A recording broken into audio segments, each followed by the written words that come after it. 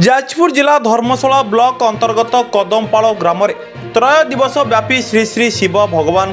अष्टम वार्षिक विश्वशांति महायज्ञ कदमपाड़ ग्रामर हरिबोलिया मठ बटेश्वर पीठ परिसर में महासमारोह अनुष्ठित हो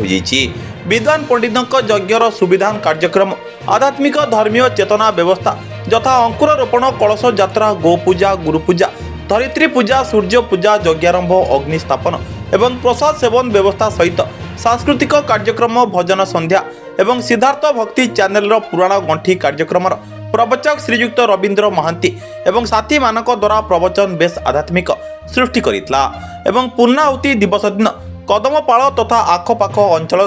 अनेक श्रद्धालु माने हरिबोल हुलहुली सहित पंडित मानक मंत्र पाठरे भक्तिमान परिवेश सृष्टि होइतिला। Bureau report Suryast news.